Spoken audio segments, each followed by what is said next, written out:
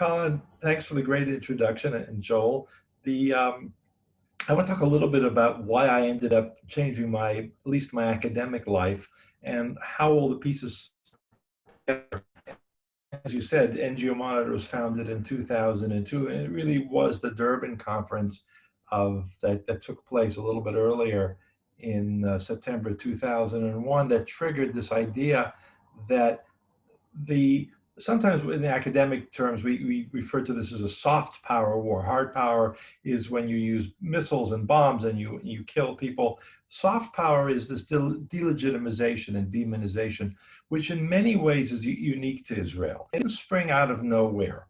As I began to go into this in more detail, and realized that the Durban conference, which was really the beginning of the BDS movement, and then at the same time, this idea that Israel should be brought to the International Criminal Court in The Hague, that just started. And the same organizations are involved in these processes of saying Israel's the worst human rights violator in the world, the most responsible in the world for war crimes, and these institutions are ways of bringing Israel to holding Israel and Israelis to account. This is all part of the demonization. I don't follow the Australian media as close as I used to, but you'll know how often and how frequently that type of message. Sorry. So this demonization approach goes back really to the days of Stalin and the Soviet Union in the early 50s, when Zionism and anti-Semitism, or anti-Zionism and anti-Semitism, really closely merged. Obviously, the Arab countries, the Arab leaders joined in pretty quickly. And this continued, and it was deeply embedded in the United Nations. Some of us are old enough to remember, I won't mention any names, the 1975 UN resolution, really the infamous resolution that labeled Zionism as a form of racism. That was repealed in 1991 in the context of the Gulf War. But that approach of demonizing and delegitimizing Israel, not policies, not opposition to the occupation, not what we generally hear, but the idea that Israel as a nation state of the Jewish people is illegitimate, that comes across in all of these areas. You do a small amount of scratching. And you see more and more people who are opinion makers who are brought into this framework.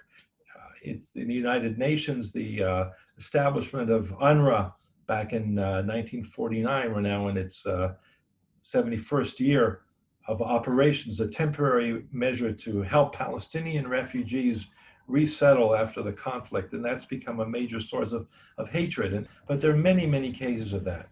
And it's UNRWA, and there are at least 15 different UN organizations that are very active in supporting the Palestinian cause. And of course, all those frameworks are funded by governments, including the Australian government. I have to say that in that context, Australia has played an outstanding role in opposing, particularly in the Human Rights Council, some of the demonization of Israel, particularly the blacklist, which is a form of BDS.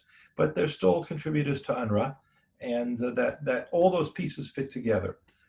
The part that I've focused on, primarily because there are other people who are focusing on the UN, like UN Watch and other organizations. But when I began to do this in 2002, it was these non-governmental organizations, NGOs, that had not received the kind of spotlight and research treatment. There was almost nothing in the academic field about the politics of NGOs. And I realized that they are powerful actors. I have to say, I didn't realize that we're talking about tens of billions of dollars a year. I did know that some of these, like Human Rights Watch and Amnesty, had significant amount of money. But the more digging that we do, the more we see how closely these organizations are connected to their sponsors and their donors, and how much of it is government-based. They're supposed to be non-governmental organizations, but a very large proportion of their funding, again, tens of billions of dollars a year, come from government allocations. In a lot of ways, governments, and Australia included, have subcontracted what they do in these areas to non-governmental organizations. So in Australia, we have AusAid and we have AFEDA. Now, Australia is probably one of the best in terms of being careful about what happens to its money. And I want to say in parentheses that the Australian ambassadors that I've known over recent years, Dave Sharma and Chris Cannon, have been very forthcoming when we have questions about why is Australia providing money, or is this report from the UN about Australia accurate? Australia is one of the very few countries that acts in a very quick and transparent manner in clarifying those issues. So if I wasn't speaking to you in AIJAC, Australia would be way down on my list of priorities. Europe is much worse, but still there is funding that gets from Australia to these organizations. Very often in the form of national aid. There are really two groups of NGOs that are closely coordinated. Groups that claim to promote human rights, and again, there is Human Rights Watch and Amnesty, and the list that we track 255 organizations. And if we had the resource, we have about 20 employees. If we could fill up a lot more office space, or at least home space these days during the Corona period, and do a lot more research, but you get the idea when you do 250. The majority of them, they're almost all organizations that say we promote international development aid. We give Palestinians support for agriculture, for health, for all these wonderful things. One of the groups that Australia continues to fund, and I'll spend a few more minutes talking about them, is something called the Ma'an Development Agency or Corporation. And they claim to do major economic development. They have lots of projects to help Palestinians in Gaza and the West Bank. Turns out, as we began to look at these organizations, and we're talking about organizations with budgets in the tens of millions a year, from each country, and they all follow each other. There are probably at least 10 different governments, in addition to Australia, that provide money to the Ma'an Development Corporation. One of the important things that we found out in looking at these organizations and trying to understand as much as we can and get information is that many of them are connected to terror organizations. Now, that's not surprising. If you're operating in West Bank too, but particularly in Gaza, and you're getting in tens of millions of euros and dollars and pounds, krona a year for large projects, and you're doing this in Gaza, you're probably must have some relationship with terrorist organizations. And what we found was that more and more the evidence is quite blatant. And I know that some of this came out in Australia a couple of years ago. Sherry Morrison wrote a good piece about, in the case of Ma'an Development, that there are members of the Popular Front for the Liberation of Palestine, officials, high-level officials, what they call commanders, terrorist operatives, who are very much involved in these organizations. What NGO Monitor found is we do a series of different research projects every year. And about 5 or 6 years ago, we began to see evidence of a network of NGOs that have in their board members, in their chief financial officers and other very important positions, they are also members of the PFLP, active in terrorism. And you find this information out because the PFLP and Palestinian media frameworks talk about and show videos and pictures of PFLP commanders, sometimes when they're killed in a clash with Israeli forces, then there is a memorial for them. And you say, wait a minute, I recognize those names. That guy's the treasurer of the United Agricultural Workers Committee, or the Health Workers Committee, or Ma'an Development, the treasurer, the board member, the president, the director general, and you see this network. I think that's a very important illustration. Most governments that none of the governments that provided money to these organizations, we're talking about 10 or 11 different NGOs at least, probably more that we haven't yet to uncover. And again, we're talking about organizations, they get tens of millions of I'll use dollars for this purpose, US dollars, for their budgets, claim to help tens of thousands, hundreds of thousands of Palestinians. The governments have no information on this. They don't have the capacity. I don't know of any individual government other than the US, which does to a partial degree, actually does due diligence and checks who they're giving the money to. So what you have, and on this I'll end my introduction, and then hopefully with good questions I can go in further. Colin, I'm counting on you. But these organizations, which have been in the business for almost 20 years and have been very successful in raising money. And if you have one government, one aid ministry, whether it's the British or the Canadians or the Americans before Trump or the Australians or Germans or French, if one government says, we're going to give our money this year to this group, and everybody joins in.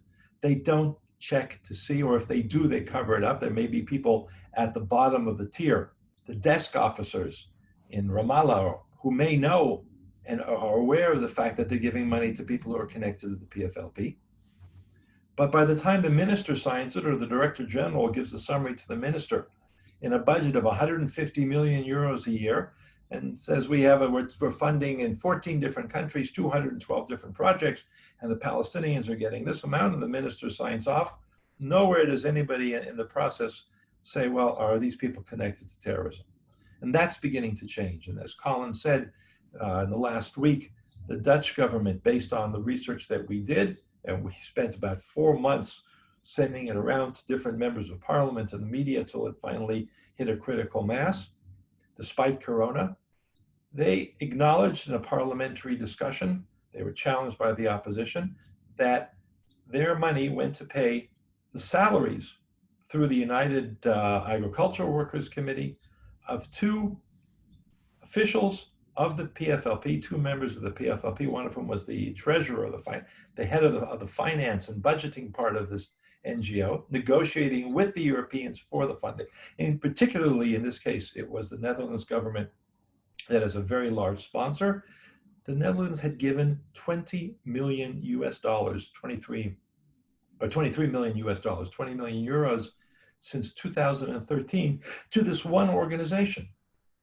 You can imagine the close personal relations between the heads of the organization and the Dutch government. They posted it on their Facebook page and Twitter. They showed the pictures of signing, how wonderful everything is.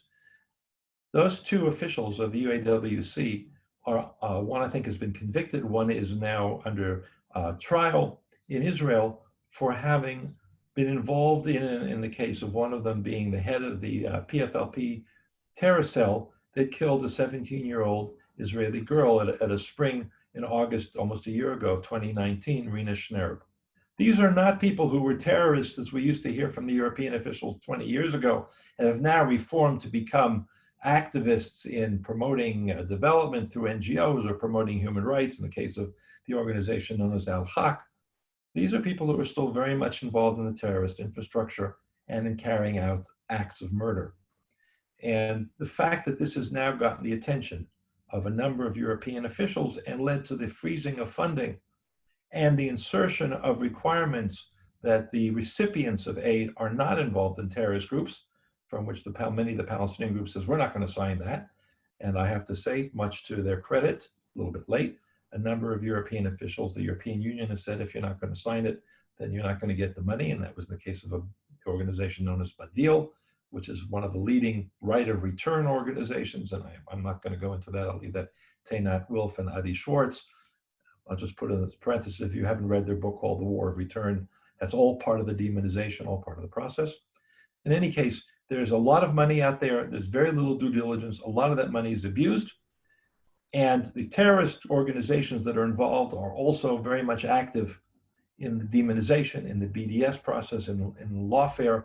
It's all different shades, really different aspects or faces of the same type of NGO-led warfare that we see. So I'll leave it at that. And hopefully I've given you enough to ask good questions about it. I'll try to get you some good answers. Thank you, Gerald, for that. I greatly appreciate it. Now, again, I'll remind our audience, if you'd like to ask a question, you can use the raise hand feature. The participant button is down the bottom of the screen, and down the bottom of the list, you'll see the raised hands. You can also send a question through the chat, and we will endeavour to get to that. Now, the first question will go to Dr. Colin Rubenstein to ask the first question. Thanks, Joel. Thanks, Gerald. And your mention of Nat Wilf's book is very apt. And I have to congratulate you on the outstanding review you did of that book, which I read recently. She did a webinar for us, by the way. I remind everybody that her webinar and all the others we've had are on our website. It's certainly worth a look. Now, you get plenty of questions on the NGOs. I'd just like to elevate your horizon a little bit and just tell us a little bit about the UN Human Rights Council, because you addressed it this month. And of course, it's got a permanent agenda for Israel criticism, as you well know. How did you go? How was your address received? Do you think there's any hope that that council can stop being such a really politicized cesspit of hate and actually do the job it was established to do? I'll start at the end and then I'll try to fill in the blanks at the beginning of your question. Do I think there's any hope? Probably not. I'm going to be honest that the structure of the Human Rights Council generally leads to about 2/3 of the members who are from totalitarian countries, anti-democratic, and the Islamic group, the OIC, just about in in 3 of the 5 regions, that's a majority, has a majority of members. So they control the agenda, they control a lot of the appointments. There's a lot of sympathy for them or support for them among the secretariat, now the commissioner for human rights in the UN, Michelle Bachelet, has a history of very much of supporting these kinds of causes, which include demonization and delegitimization of Israel. NGOs play a very central role in this, and that's one of for my sins, NGO Monitor is an NGO. We are recognized, registered in the UN, which is why we get to speak at the Human Rights Council for 90 seconds. And this time I was not in Geneva, but doing like I do now, then via Zoom, via video rather. And so NGO Monitor is able to get a slot. There's competition for them, but in many cases, particularly in the infamous permanent agenda item 7 on Israel, we try to speak along with the UN Watch, Hillel Neuer, and some of the other groups that are not anti-Israel. It's about 20-3, the ratio of the attacks on Israel versus the responses. I devoted my talk, my 90 seconds, to the report of the special rapporteur for the condition of, I think they call the Palestinian territories, and which is that part of the permanent item 7 anti-Israel agenda that we see at every meeting 4 times a year of the UN, the Human Rights Council. And I pointed out, all in 90 seconds, I think you can find it on YouTube. If not, I'll make it available, that Michael Link, the special rapporteur, has a very long history of intense anti-Zionism and manifestation under the Holocaust Remembrance Association working definition of anti-Semitism. A lot of his reports and things that he says can be termed as anti-Semitism. And I said that for 90 seconds and pointed out the details. And the chair at the end of the meeting reprimanded me, and Link responded. And it was an interesting response because he spent about 2.5 minutes responding to my 90-second intervention, saying, no, I'm not an anti-Semite, I'm just critical of Israeli policies. And anybody who read his reports know that's not the case. So it was an important venue. It's a means of making the position visible and being heard and getting some publicity in the media. And that's all part of the pushback. I have to say that on the Human Rights Council, Australia plays an outstanding role, really unique. These days, the Americans are not members, and Israel obviously is very much isolated. And Australia does play that role of speaking out against some of the most insane abuses of human rights as a means of demonizing Israel. Thank you, Gerald. We'll now go to Gary Hertz. Gary, good to see you. Yeah, good to see you again. Gerald, Human Rights Watch is one of the major high-profile NGOs. You recently wrote an article on Palestinian activists at Human Rights Watch, unabashed activists. What was the reaction to that from Human Rights Watch and from other people who have got interest in NGOs? The particular piece that you're talking about, that I think was published about a week ago, is a small part of a big project on Human Rights Watch to show how systematically, again, going back 20 years, going back to the Durban conference where they played a central role, Human Rights Watch has been one of the leaders in abusing and exploiting human rights and international law for demonizing Israel. Double standards, hypocrisy, false claims, in other words, lies. What that particular piece did is to show that unlike any other country that Human Rights Watch examines, and it's important for me to state that the Human Rights Watch really is a superpower. They have a budget of $92 million a year. In this case, all private. They get no government funding. It's quite unique. But so much of that is devoted to demonizing Israel. And they've used some of that money. Some of you may remember, Gary, I'm sure you remember that about a year ago, their Israel-Palestine researcher named Omar Shakir was denied a renewal of his Israeli work visa as a human rights expert. And they spent 2.5 years fighting it in court. And during that period, Shakir hired at least 3 Palestinians, which is something in human rights organizations you're not supposed to do. There used to be a policy, Amnesty and other groups, that the individual branches don't work on their own countries. They hired 3 propagandists who worked very intensively, Palestinians, on social media, Facebook and Twitter, but also sometimes in op-ed articles that appear in print, that to demonize and delegitimize Israel. Some of the most outrageous claims are repeated or placed on the public agenda on social media by these, it's really a mini workshop of Human Rights Watch focusing on Israel through Palestinian propagandists.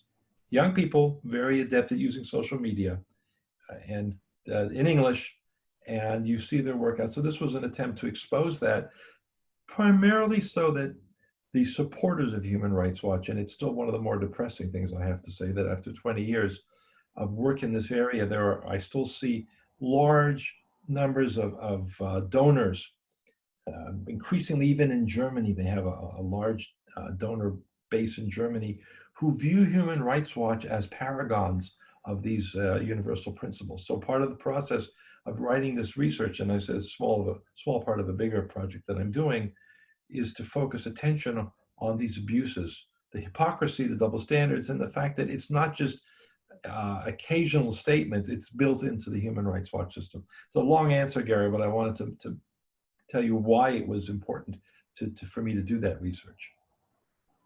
And now we'll head to Gregory Rose. Greg, good to see you as well. You too, Gerald. Thank you for the wonderful work that you do, and I have many questions, but I'll just start with one, which is concerning the forensic tools that you use for the work. There would be lots of grey areas and ambiguities in determining what particular funds are used for. And I know that you go to the annual reports of the NGOs, but I'm wondering how you bring together the data in an area that's so opaque and deliberately obscured. It's a lot of hard work by a very good group of researchers. I don't spend my days doing this, but the researchers at NGO Monitor do. And I really want to make sure that they get full credit for what they do. We have a couple of people who are fluent in Arabic that you can imagine what their backgrounds are. And one of the things that's, in fact, in finding out the information that the NGOs and the governments don't always make available is by looking at Arabic websites. So going systematically through and doing searches, looking for the names of individuals, looking for the organizations. An organization, I'll give you an example, both for the terrorist connections, but also regarding funding. Sometimes it's increasingly difficult for governments, Western governments, to hide where they're giving their money. Very often the governments will post on an annual basis, because they're required to by their parliaments, a summary of the funding that they provide for organizations. Sometimes there are lapses or holes in that, sometimes deliberate, sometimes perhaps not. We don't get into motivations. But we will sometimes find on the same government or sometimes the NGO social media feed an image or a video of a signing ceremony, because they're very proud. They got $3 million, 3 million euros from the Netherlands government. We're going to put that on our website. We're going to tell the people around us that we have gotten this recognition and funding from the European government for our work. And so therefore we put the pieces together. When you say forensic, I think that's a good way of putting it. We use that term. By connecting the dots, going deeply into each of these sources, looking for the connections, doing systematically, looking for keywords, names of people, pictures. Look, without the ability to do these kinds of broad data mining processes, then it would be much harder. And I think that's why NGO Monitor is able to do what we do. I do want to say that none of our work is secret, or based on secret sources. There's this image that NGO Monitor gets packages from some mysterious government agency, and then we just put it out there. It's not that at all. And I will say that the Israeli government has been following us more than we've been following them in terms of these processes. That you develop the experience to know where to look for the information, and it is a needle in a haystack, and you could spend days and weeks looking for something and not find it, but on the side find something else which turns out to be even more significant. So once you've found out that, for instance, in the case of the Dutch government, that their funding was used to, and they acknowledge it, to pay the salaries of 2 high-level terrorists who were involved in the killing of an Israeli young woman, then the question then becomes, well, what else is out there that you're funding? Don't you think you should be, and that's not from us, these questions come from members of parliament, from the local media, from members of the opposition, the question of what else is being funded that you may not know about. The governments you will get an agency with a budget of 150 million euros or dollars a year going to, as I said, dozens of NGOs in many different countries, and they may have 2 people doing follow-up and due diligence to see how the money's being used. That's just not serious effort. So that's primarily how we work, and I think it has proven itself to be quite successful. Now we will head to Elaine Black. Oh, good evening, and thank you for the talk to date. Do you think that reporting of pay for slay is making inroads into the broader media awareness and having any meaningful effect? The payment by the Palestinian Authority, we're talking about not Hamas, but Mahmoud Abbas, the recognized government of the Palestinian Authority, of significant amounts of money to terrorists and their families. That's the term pay for slay. Rewards. Kill Israelis, you're going to get a large amount of money for you and your family. And the campaign that's been going on, which has been led by other NGOs, including Palestine Media Watch and others, have been putting their focus on that and the immorality of that and the inconsistency between, on the one hand, saying you promote peace and on the other hand, paying terrorists. I think it does have an impact. I think all these things have an impact because it forces the European officials who are paying the money, mostly European, I should say, it's not just European, it's every government, but primarily European, and also the UN organizations that are involved, that their budgets are also being fed in to this overall Palestinian financial process, of which a significant amount gets sidetracked or channeled into payment of terrorists and their families. They are forced to defend that policy. They are forced sometimes to change the policy. So the Palestinians say, we're not going to give it up. But instead of the Palestinian Authority paying it, we're going to set up a separate institutional framework for this, which will be more of a non-profit, or I don't know how they're going to define it. So looks absurd. It focuses attention on it. It is a certain amount of embarrassment for the European governments. It hasn't ended the policy, but I think it does make it much more difficult for them to acknowledge and to be involved directly in that kind of funding process. They're being more careful, slowly. Again, I don't want to overdo it, but I do think that there is that part of it. Thank you, Gerald. I'll now head over to Professor Gus Lira. Hello, Gerald, and thanks very much for your continuing work in this very, very tricky area. Two brief related questions. First of all, as you alluded to, many of these NGOs are integrated with terrorist organizations and so on. With this complicated interaction, intersection, and difficulty of separation, is it possible for any honest government to have a reasonable human rights donation program? Secondly, do you ever encounter either in the bureaucrats or politicians who are managing some of these donor programs actually some malevolence towards Israel? Bureaucrats on the whole tend to be left-wing and are more prone to regard Israel as an outpost, an imperialist outpost, put there to oppress Palestinians. So they might well not take very kindly to either being exposed or to having their motivations questioned. Do you think it's useful to look at the motivation of either the politicians or the bureaucrats involved? Does it help? Two not simple questions, and as since I have a tendency to go on for too long, I'm going to try to answer briefly, but they really require much more in-depth discussion. Is it possible to have a human rights policy and fund human rights organizations without getting caught up in all this? I think it is possible.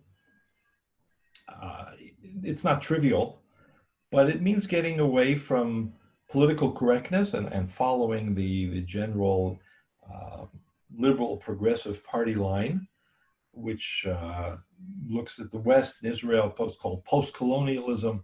We're all guilty of various, a priori, of various violations because of the colonialism in the past, and Israel is now considered to be the worst neo-colonialist. You see that language a lot. I think governments can get away from that. And I think that it is possible to have human rights policies that are not ideologically anchored in that agenda, that are focused on what are the real and blatant most blatant human rights violations. It's, on the other hand, in terms of practicality, it's difficult for governments. And I'm speaking to Australians. I will make it very limited on my comments on China because you all have your own internal battles on that, and I don't want to take sides, but I do. If you're really dealing with human rights seriously, you don't focus on the never-ending conflict between Israelis and Palestinians as the primary issue for everybody to be involved with, where you put all of your large percent of your funding and your political efforts, as the Human Rights Council does. But you worry about human rights violations in Tibet, and of course with Uyghurs in China, Hong Kong. There's more than enough there to keep everybody busy, but the Human Rights Council just puts Chinese diplomats as leaders of a lot of their internal frameworks. So that's certainly not a serious approach to human rights. And there's so many other areas around the world that the terrible things that are going on in Syria from many different angles get almost no mention, including war crimes in these kinds of frameworks. You never see the International Criminal Court seriously dealing with these issues because it's politically difficult for them. They would be shut down. Israel's an easy target. There's only one Israel, and the majority of the countries will support action against Israel. So we can go ahead with these kinds of agendas. So it would take politicians and political leaders with very strong backbones. And again, I think that in Australia we see that. We used to see it in Canada, less so now, but perhaps now that they've lost their Security Council effort to New Zealand and the Irish, that they will come back and show some backbone. The United States, although we don't know what the US will be like in 6 months from now, but and they're not exactly in a leadership position. But there are countries that try to give human rights a little more serious emphasis, and it needs to be emphasized that that should be done. In terms of diplomats and their malevolence towards Israel or government officials, yeah, you see it. There's no question about it. The good diplomats try to hide it.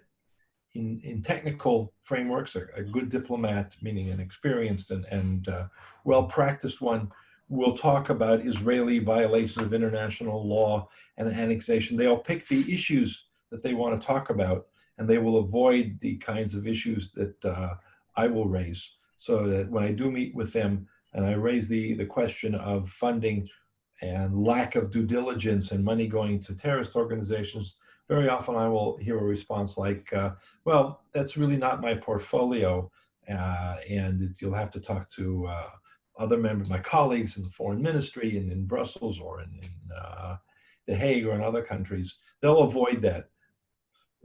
But their agenda, what they do want to focus on often is a strong reflection of the Palestinian narrative. Look, there are some, I think, who are sincere and really do like being in Israel and do have a lot of inherent sympathy for Israelis as individuals. Very few, I think, that will come out and say they like Netanyahu, but they will go along with the politically correct party line. And some do display a sort of a malevolence that they don't like to be. They're posted here to support Palestinians. They don't really like to deal with Israelis, and they don't think that Zionism is a cause that is consistent with their values. Sometimes we'll hear terms like that. So you get all kinds.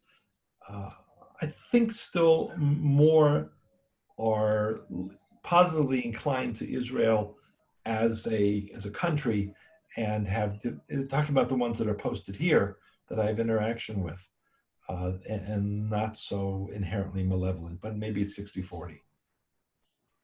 Thank you for that, Gerald. I'll now head over to Naomi Levine, AIJAC's Naomi Levine. Hi, Gerald. Thank you very much for that. I just wanted to go again back to the PFLP, which you addressed in your opening remarks. I wanted to understand a bit more about how this terrorist group has infiltrated so many of these Palestinian NGOs and what their motives are. What's their strategic goal in getting involved? Is it to try and bring themselves legitimacy, or why are we seeing so many PFLP representatives in these Palestinian NGOs? I have a theory. First of all, it's an excellent question, which we have discussed in our office and with other people a number of times to try to understand this process. I think many of these NGOs were actually founded by people who are part of the PFLP or associated with the PFLP. My own view, and it's a theory, I have bits and pieces of evidence, but it needs to be developed further, is that in the 1990s, as this whole soft power warfare, NGO, institutional mechanism and large-scale funding really began to take off, particularly in Europe. The Europeans in 1995 had this big conference called Barcelona Euromed, and that's where they pledged large amounts of money for, it was I think a €5 billion project, but hundreds of millions for what they called civil society. And that's when they first began to pour large amounts of money into NGOs. And to their credit, some members of the PFLP said, this is a good thing. And we can use it both organizationally, it'll give us some funding, and it'll give us access, which may be even more important, UN access, because we'll be recognized as an NGO, and European access. We'll often see members of some of these NGOs sitting in small groups in UN coffee shops in Geneva and discussing resolutions or appointments or reports of commissions of inquiry, which are always anti-Israel in these things. And so you'll see the mix of the diplomats and the NGOs, the same people from the PFLP. Some of them really are celebs in the world of the United Nations in human rights. Shawan Jabarin, who was the Director General of AIJAC, which is the main NGO that is pushing bringing Israelis to trial in The Hague at the International Criminal Court, investigations and beyond, and is also very active in BDS. And their funding is tremendous from the EU. And Shawan Jabarin has been working on this for many, many years. And with a background also of having done some work in Ireland in the academic area on human rights. And they put the piece, they learn how to speak to Europeans and how to get funding. And it's easy. The Europeans have more money they know what to do with, and they want to show for their own constituencies that they're promoting human rights and the Palestinian cause and all those other things together.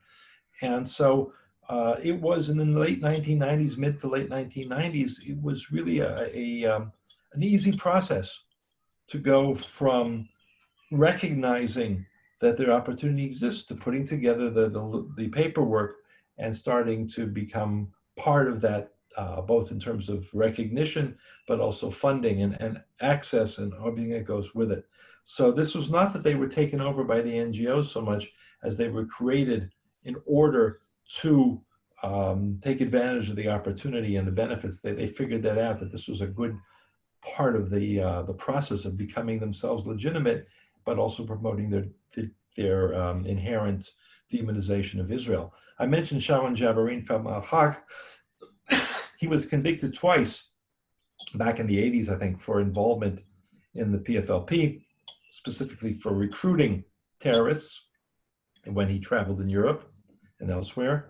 And in 2007, or 6 or 7, the Israeli High Court was asked to allow him to travel more and to collect the awards and give speeches about terrible things that Israel is doing in the realm of human rights. And the Israeli court, in their decision, said that he is a human rights activist by day and a member of a terrorist organization by night. I think that's characteristic of many of the dozens of officials of NGOs that are connected with the PFLP and their activities beyond just doing human rights and development or under the guise of those organizations and NGOs. Thank you, Gerald. We'll now go to Dr. Steve Fischer, the editor of the Australia-Israel Review. Steve, good to see you as well. Good day, Gerald. I'm sure you're aware, Australia was one of the countries that objected to the International Criminal Court's plans to take a case against Israel based on its supposed jurisdiction over the state of Palestine. We're getting some people in Australia who are arguing that Australia should not be objecting to Israel having to face its obligation of international law. I think some people are attracted to that argument who are more ignorant. How would you explain to someone like that in simple terms why that's not what's happening? This is not just about international law. And perhaps you could also say a few words about how the ICC fits in the overall biases of the UN system. I'm going to take a little piece of that. Greg Rose is on, and there might be other people who know a lot more about this than I do. I do international politics, and I will look at this from international political realm and not from legal realm. It starts with singling out Israel. There are many conflicts around the world.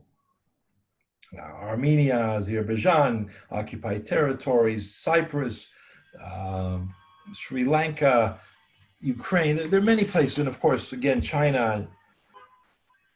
Why Israel? Why is so much of the focus, so many of the resources focused on Israel? It's the double standard, it's the singling out of Israel.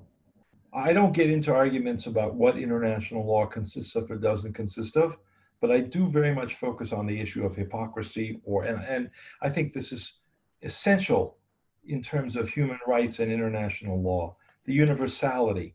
If it's not universal, then it lacks legitimacy. If one country is being singled out, then it lacks legitimacy. And I think that's the case that at least I make in discussions about the International Criminal Court. The fact that NGOs play such a central role, maybe I'll make it a little stronger, the documentation, the statements that are made or the submissions from the prosecutor to the judges on jurisdiction. Why should the International Criminal Court have jurisdiction at all when Israel is not a signatory? and the Palestinians are not a state. And the prosecutor, Fatah Bensouda, went through really somersaults, gymnastics, legal gymnastics, to claim they had jurisdiction. A lot of the claims that she made came straight from NGOs. And there is a very strong layer of NGOs that are really providing on a day-to-day basis both the materials and the pressure, the lobbying on the structure of the International Criminal Court to join as a major platform for demonizing Israel by opening up investigations. And it's interesting, I go back now as part of the research that Gary asked me about in terms of Human Rights Watch. So I go back to Human Rights Watch in the 1990s, late 90s, and 2000, 2001, when the Rome Treaty was being finally negotiated, and they stuck in at the end a section that had to do with settlement and occupation and jurisdiction on those grounds. And then afterwards, when it was open for signature, and Israel and the United States debated and then decided not to sign, not to become part of this for the reasons that we now see were very accurate in terms of expectations.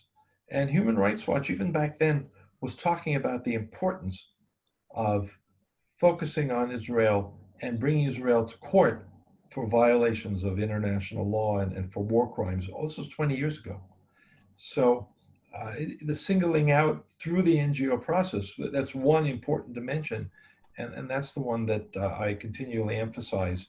I do think that governments that are International Criminal Court, like the UN Human Rights Council, is composed of governments and funds the ICC, and the question of whether they would be willing to and capable of pulling their funds, not just opposing the process.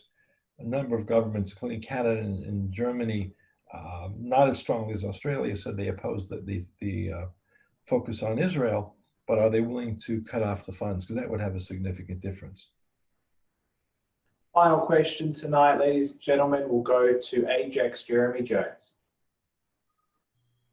Thank As you. it should. Hi, Jeremy. Hi, Gerald. First, I have a question that's been asked in the chat. I had many chat and emails, but I only got time for this one before my question. And that is, why can't Israeli agencies intercept or stop the transfer of funds to terrorist-related NGOs? And then I'll ask my question after you answer that.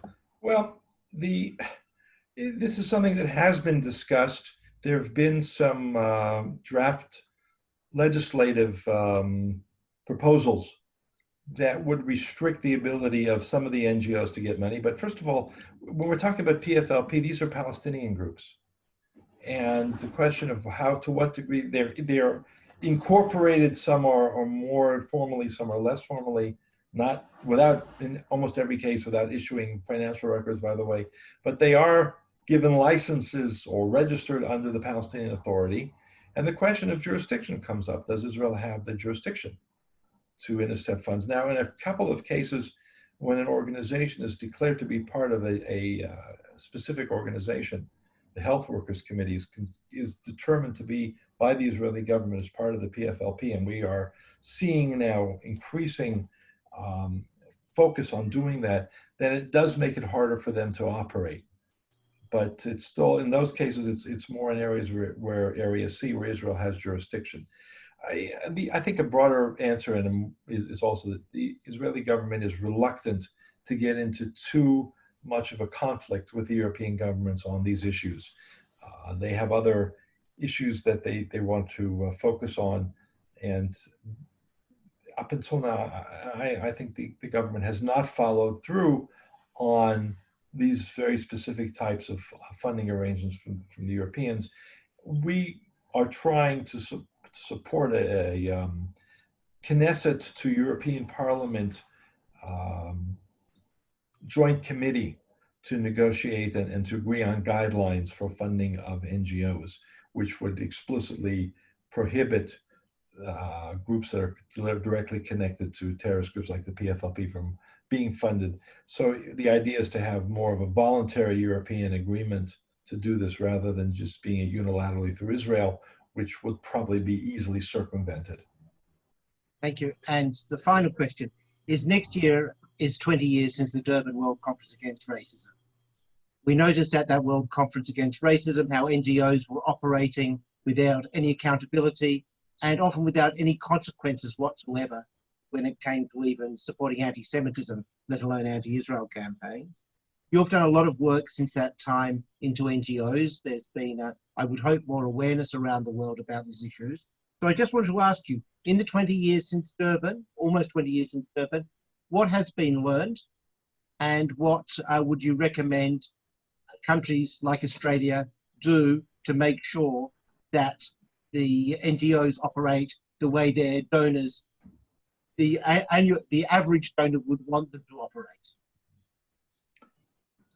I think what's been learned, and I say this with great caution because who's learned it and to what degree it has sunk in is very, I would say, ambiguous. There is a realization, and there needs to be much more of a realization, that simply saying that a human rights organization does wonderful things, what we call the halo effect. It was the halo effect that's a concept that I borrowed from other parts of political science, social science after Durban, that you have to remove the halo effect and look at each organization on the basis of who its people are and what it does. Human Rights Watch actually took a pretty big hit after Durban.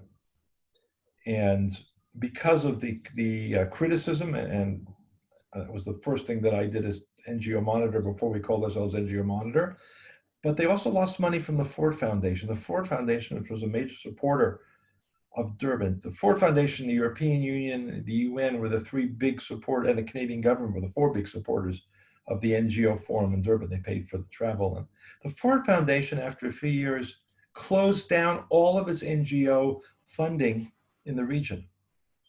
And that was a major blow to those NGOs, and some of them did not recover or recovered with difficulty. It's still, the business is still thriving, the industry is still thriving, but there is, I think, an awareness on the part of at least some of the government officials, and we saw it just in the case of the Dutch last week, and there are other cases I could give you, the Swiss, the Belgians, that are getting nervous and pulling back a bit. The US under Trump, of course, has cut out all funding for these kinds of organizations. We hope that they will learn some lessons if a Democratic administration comes in. You can't just throw money out and expect that the results will be wonderful and good and that the organizations actually do what they claim to be doing. From my experience, and you're closer to this than I am, in the Australian governmental framework, there is also an awareness and a concern that they have to be accountable for the funding that they provide and not simply sweep it under the rug by saying, oh, we've looked a little bit at this, and they don't say a little bit. We've looked and there's no truth to these allegations. There's greater caution. I know, because I've seen it in different countries, that NGO Monitor does create an immediate response. It's a combination of hostility and a certain amount of, I'd say, concern that the governments and the NGOs will be exposed for having done something that they didn't know about, or they didn't want to know about, or they covered up. So this idea that they will be held accountable, that there will be due diligence, that there will be consequences, I think that that is a significant change. It hasn't reduced their power, but it has created a greater awareness. The fact that Michael Link, and the answer I gave to the beginning to Colin on the UN Human Rights Council 90-second comments that I made in response to the special rapporteur on the situation in Palestine, that he felt it was necessary to argue with me, to rebut me in his closing remarks, and also responding to UN Watch and Helen Neuer in a similar vein, shows that we do make a difference. Me in a very broad sense, and including the work that you all do in AIJAC in Australia, in calling out and demanding the government act responsibly. And when mistakes are made, that they don't shove them under the rug and keep funding more money, but they look at the NGOs that are involved. And I have to end on this. We haven't even mentioned World Vision. I forgot all about that. But the case of World Vision, where, and unfortunately the trial is dragging out for a long time, but when Mohammed Halabi, the head of World Vision in Gaza, was indicted for taking $50 million of Australian money, and over a period of, I think, 10 years, and using it, channeling it into Hamas, the Australian government very quickly froze the funding, and it has not been resumed, and this has now been 4 years. And World Vision, through their supporters in the media and elsewhere, have periodically sought to revive this, the funding for this, by claiming that World Vision is not guilty of having done what the charge sheet shows and the evidence clearly shows. And the fact that the Australian government took that seriously and has not restored the funding because they do not have evidence that shows that they cannot show that the money from World Vision was in fact spent as they claimed it was spent. I'll just, as a sidelight, say World Vision said they did an audit, but they refused to release the audit. Well, then the Australian government says that we cannot use that as a reliable basis for resuming the funding. So I think it's a long way of closing the circle, but in fact, the lessons, in my view, haven't at all been completely learned, but among some responsible governments, there is an awareness that they do have to account, first and foremost, the taxpayers for how this money is being spent. And on that note, thank you very much, Gerald, for your time tonight. It's great seeing you. Ladies and gentlemen, as usual, thank you so much for your attendance tonight.